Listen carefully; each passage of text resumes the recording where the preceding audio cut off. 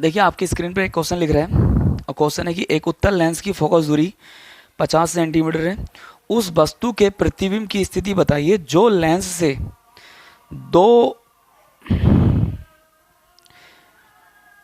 चलिए एक क्वेश्चन आपकी स्क्रीन पर लिखा हुआ है जिसका, चलिए एक क्वेश्चन आपकी स्क्रीन, चलिए ये क्वेश्चन आपकी स्क्रीन पर लिखा हुआ है, ये क्वेश्चन आपकी स्क्रीन पर लिखा हुआ है। देखिए क्या है कि एक उत्तल लेंस की फोकस दूरी 50 सेंटीमीटर है।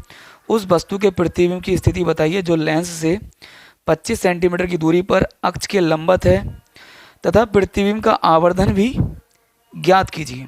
चलिए स्टार्ट करते हैं क्वेश्चन करना।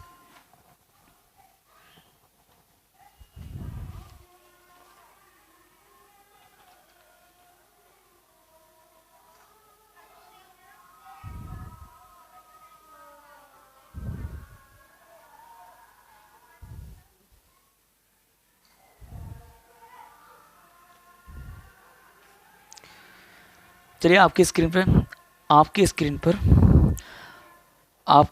एक क्वेश्चन दिख रहा है और वो है, देखिए एक उत्तल लेंस की फोकस दूरी 50 सेंटीमीटर है। उस वस्तु के प्रतिबिंब की स्थिति बताइए जो लेंस से, चलिए आपकी स्क्रीन पर एक क्वेश्चन दिख रहा है जो है कि एक चलिए आपकी स्क्रीन पर एक क्वेश्चन दिख रहा है जो है कि एक उत्तल लेंस की फोकस दूरी 50 सेंटीमीटर है। उस वस्तु के प्रतिबिंब की स्थिति बताइए जो लेंस से 25 सेंटीमीटर की दूरी पर अक्ष के लंबवत है तथा प्रतिबिंब का आवर्धन भी ज्ञात कीजिए। ठीक है, तो यहाँ पर जो दे रखा है वो क्या दे रखा है, उत्तल लेंस की फोकस दूरी दे रखी है और उत्तल लेंस की फोकस दूरी 50 सेंटीमीटर दे रखी है। लेंस कैसा है, उत्तल, इसलिए फोकस दूरी प्लस में ली जाएगी। दर्पण हो या फिर लेंस हो, अगर उत्तल है तो फोकस दूरी प्लस में आती है।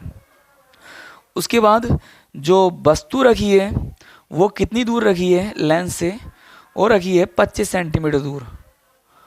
और मैंने आपसे बताया कि जो वस्तु रखी जाती है वो चाहे दर्पण हो चाहे वो लेंस हो, ये दर्पण हो गया, ये लेंस हो गया, वस्तु हमेशा इधर रखी जाती है और इधर की दूरियां हमेशा किस में लेते हैं, माइनस में लेते हैं। ठीक है, अब यहाँ पर बोला गया उसने प्रतिबिंब की स्थिति बतानी है और आवर्धन बताना है। फिलहाल चलिए आगे बढ़ते हैं।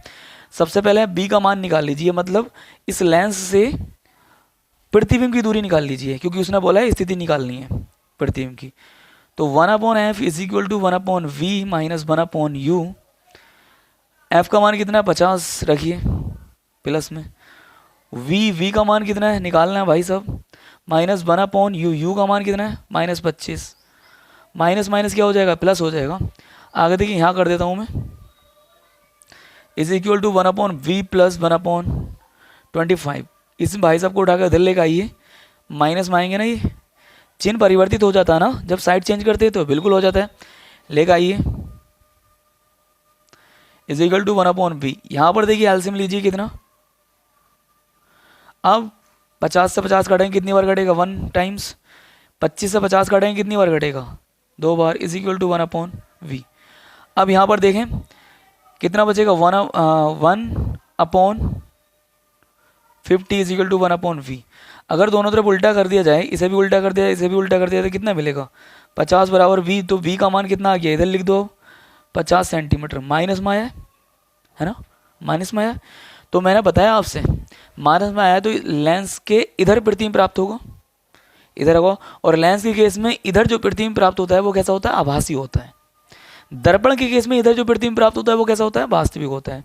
ठीक है, अब आवर्धन अगर निकालना है तो बेटे देखिए मेरी बात सुनिए, m बराबर होता है v/u।